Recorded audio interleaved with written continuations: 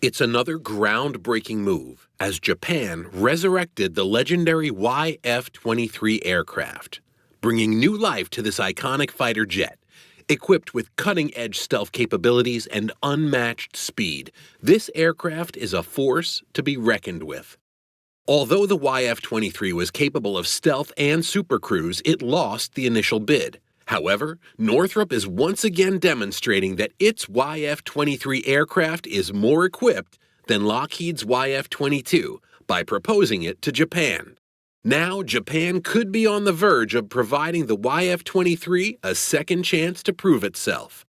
How will the iconic YF-23 be a game-changer in the world of aviation?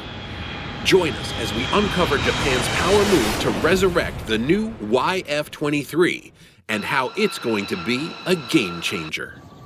Japan's fighter jet fleet is a pillar of the country's defense. Tokyo fields a force of more than 200 F-15J fighters, the largest F-15 fleet outside the U.S. Air Force, and one of the oldest. The F-15 has the most extended range, carries more weapons, and flies faster than any other fighter in the world, making it fully capable of deterring and, if necessary, defeating emerging threats in the Indo-Pacific. As the United States and partner nations update force structures, the complementary and interoperable capabilities of the F-15 strengthen their ability to secure peace throughout the region. However, at one point, the country banked on replacing those F-15s with F-22 Raptors. Still, a 1998 American law meant to protect the fighter's secrets restricted the F-22 from export, even to an ally. Suddenly, Japan was left without any viable replacement for its fleet of air superiority fighters. The country spent several years working on a domestic technology demonstrator, ATDX, but concluded it would be too expensive to develop alone. Japan turned to two other European nations to jointly develop and build a new stealthy next-generation fighter jet.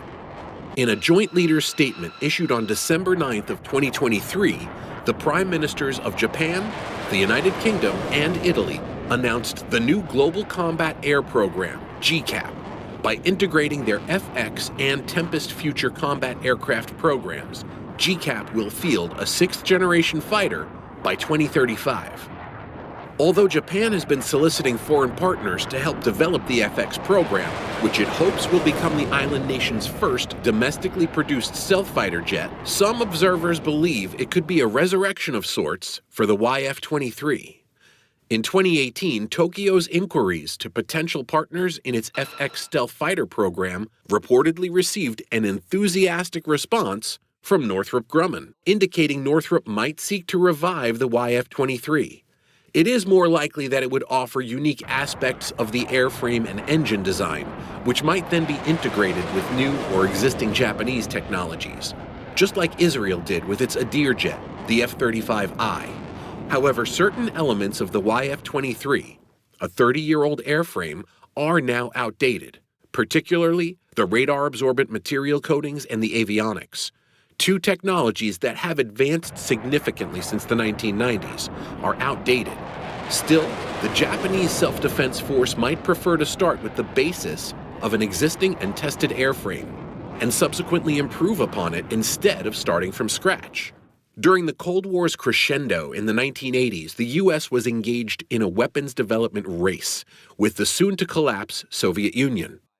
Despite the recent development and production of fourth-generation fighters like the F-14, F-15, and F-16, the U.S. feared the Soviets' ability to produce high-quality and better aircraft. Accordingly, the U.S. urgently wanted to stay ahead of the curve and beat the Soviets in fielding the world's first fifth-generation fighter. The culmination of the U.S.'s urgency to create a fifth-generation fighter was the Advanced Tactical Fighter, or for short, the ATF program, which attracted two bids. The first bid, Lockheed Martin's YF-22, would win the bid and enter production as the YF-22 Raptor.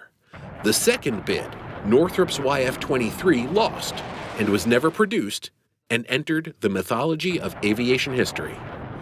The Northrop McDonnell Douglas YF-23 remains an experimental aircraft that competed in the late 1980s and early 1990s against the YF-22 in the United States Air Force's Advanced Tactical Fighter ATF program. The goal of the ATF program was to find a replacement for the F-15 Eagle. They wanted to address the perceived threat from the Soviet Union's Sukhoi Su-27 and Mikoyan MiG-29.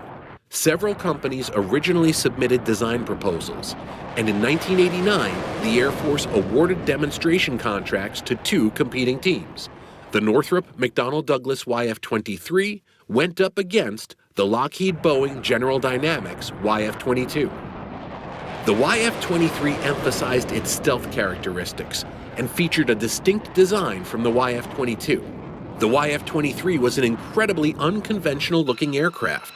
The Northrop aircraft is often described as having an almost pancake-like airframe structure with blended wing elements. The cockpit was also placed high, near the nose of the aircraft, for good visibility for the pilot, which was a first for fighter jets. Its diamond-shaped wings were meant to reduce aerodynamic drag at transonic speeds. Also, to lessen the weight while increasing the stealth, the Northrop-led team opted against using thrust vectoring for aerodynamic control, which was used with the Lockheed 22 prototype. Two prototypes of the YF-23 were actually built. Each one of these was built with a different set of power plants, as one element of the program's development phase was to evaluate two experimental turbofan engines. Prototype Air Vehicle 1, PAV-1 for short, was painted charcoal gray and unofficially nicknamed Gray Ghost. Prototype Air Vehicle 2, or PAV-2, was nicknamed Spider. However, Spider was more commonly known as the Black Widow 2. It was given the nickname Black Widow 2 to honor the Northrop P-61 Black Widow, flown during World War II. The Gray Ghost was rolled out on June 22nd of 1990. PAV-1 took its 50-minute maiden flight on August 27th with Alfred Paul Metz at the controls. The Black Widow made its first flight on October 26th, piloted by Jim Sandberg. The single-seat aircraft was 67 feet and 5 inches long, had a wingspan of 43 feet and 7 inches, and a wing area of an impressive 900 square feet. The YF-23's low profile and classified skin material on the airframe were nearly 100% undetectable by almost any radar system of the period. Northrop drew on its experience with the B-2 Spirit and FA-18 Hornet to reduce the model's susceptibility to radar and infrared detection. At the same time, the Super Cruise function allowed the fighter to achieve sustained supersonic flight without using the afterburner. Its maximum speed was Mach 2.2. The ATF specs called for the YF-23 to be armed with a fixed 20mm M61 Vulcan. Internal bays could house 4 AIM-7 Sparrow or AIM-120 AMRAAM medium-range air-to-air missiles and a pair of AIM-9 short-range missiles. It wasn't just fast, it was also extremely well-armed. Despite proving faster and more stealthy than the competing Lockheed submission, the YF-22 outshone the Black Widow in ability. It won out the ATF competition and quickly ended the hopes of the YF-23 design team. For a short time, the United States Navy was interested in a navalized version of the YF-23 to succeed its aging line of Grumman F-14 Tomcat fleet defense fighters. The original YF-23 design was first considered, but would have had issues with flight deck space. Handling, storage, landing, and catapult launching reasons requiring a different design. A NATF-23 wind tunnel test model DP-527, tested for 14,000 hours, was donated by Boeing in 2001 to the Bellefontaine Neighbors Klein Park Veterans Memorial, and put the final nail in the coffin for the project. Additionally, a dedicated fighter-bomber version of the YF-23 was also briefly in the works for the U.S. Air Force in 2004, but this initiative ultimately came to naught by 2006. After the fly-off, the YF-23 prototypes were handed over to the Dryden Flight Research Center at Edwards Air Force Base for additional testing under the NASA banner. However, nothing came of this. The YF-23 prototypes ended their days as separate museum displays, one at the Western Museum of Flight in Torrance, California, and the other at the National Museum of the United States Air Force in Dayton, Ohio. A fighter jet is nothing without its engine, and the YF-23 did not disappoint in this category. One element of the competition's development phase was evaluating two experimental turbofan engines, the Pratt & Whitney YF-119 and the General Electric YF-120. As such, each YF-23 prototype was fitted with one set of available engines. The prototype was designated PAV-1 and carried YF-119 engines, and the second prototype, PAV-2, fitted with YF-120 engines. The YF-119 eventually won out over the YF-120 and powered the F-22 Raptor fighter in service. Also, the name of Black Widow II, following the original Northrop P-61 Black Widow twin-engine night fighter aircraft of World War II, was not an official designation used by the U.S. Air Force or Northrop Grumman, but is believed to have gained steam from an internal contest held by the YF-23 team. To further enhance its unofficial name, future test flights of the YF-23 were seen with a red hourglass insignia on the belly of the craft. This symbol synonymous with the North American Spider, the Black Widow. The first flight was on August 27, 1990. The YF-23, with its thrust vectoring engines and fly-by-wire control scheme, proved itself a sound aircraft. It showcased the then-popular supercruise function, a new concept for achieving sustained supersonic flight without a fuel-thirsty afterburner or any other form of specialized engine augmentation. This allowed the YF-23 to achieve impressive straight-line speeds while retaining stealth-like capability. Stealth was further enhanced by the YF-23's low profile and a classified makeup of the airframe concerning its skin material. It is said that this next-generation aircraft could avoid nearly 100% detection from almost any radar system during this period. The standard armament was to become a fixed 20mm M61 Vulcan cannon for close-in work. Internal bays were to house 4 AIM-7 Sparrow or AIM-120 AMRAAM medium-range air-to-air missiles and 2 AIM-9 short-range missiles. These were even fitted to the two prototypes. Also, as built, the YF-23 exhibited a run of 67.4 feet, a wingspan of 43.6 feet, and a height of 13.10 feet. Its empty weight was 29,000 pounds, and an MTOW of 62,000 pounds was reported. The performance included a maximum speed of Mach 2.2, Mach 1.6 on supercruise, a range of nearly 3,000 miles, and a service ceiling of 65,000 feet. The combat radius equaled 800 miles. While a resurrected YF-23 would need some upgrades, the jet is only being considered now, in the 2020s, because it was so ahead of its time in the 1990s. This aircraft is capable of competing with any modern-day aircraft. The YF-23 was ahead of its time because, when designed, the U.S. Air Force had an idea of what air combat would look like in the future and demanded specifications that would equip it to compete in that future air combat. Northrop stepped up to the assignment and delivered exceptionally. With its powerful engines and streamlined design, the YF-23 reached impressive top speeds.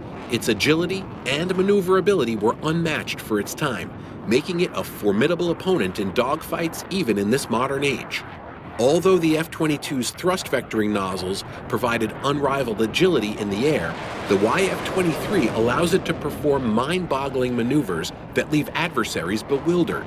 Its combination of speed and maneuverability is a testament to modern engineering.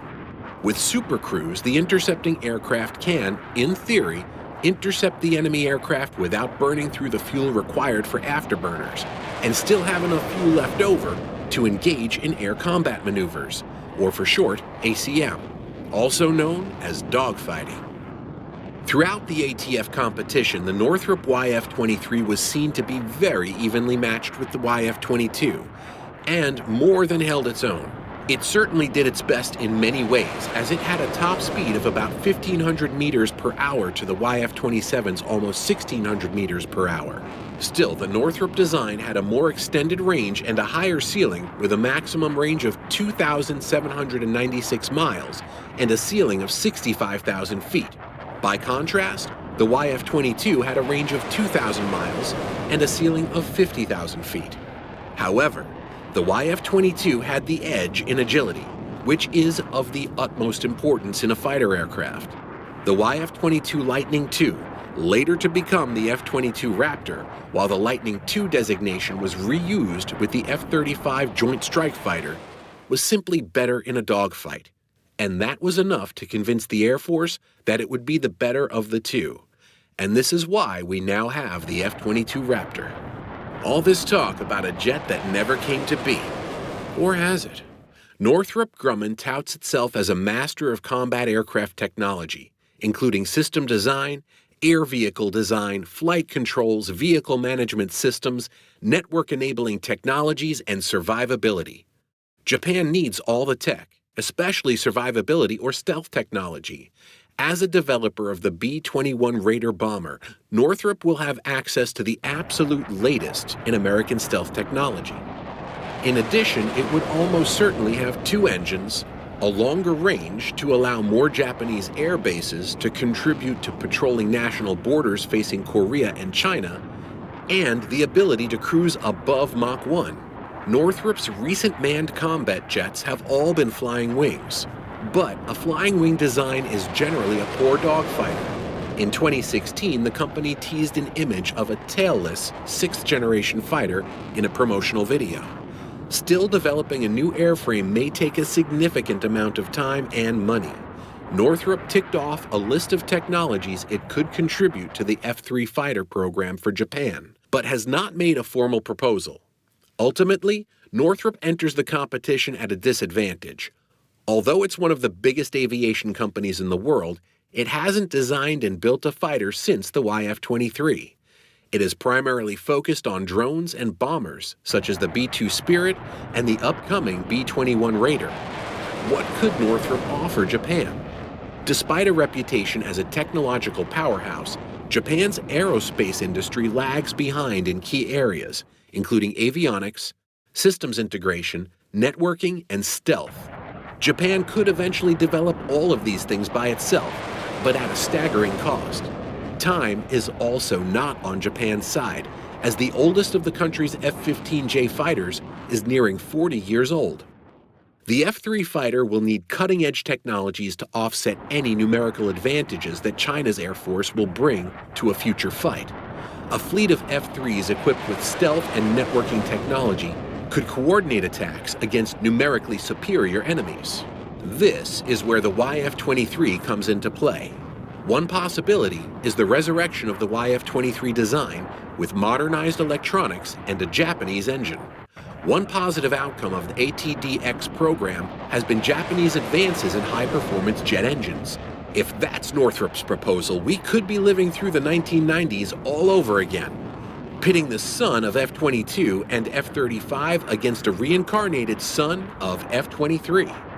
Given that the YF-23 is truly a marvel of engineering, from its state-of-the-art avionics to superior maneuverability, the resurrection of the YF-23 marks a new era in Japanese military aviation, solidifying its position as a global leader in defense technology.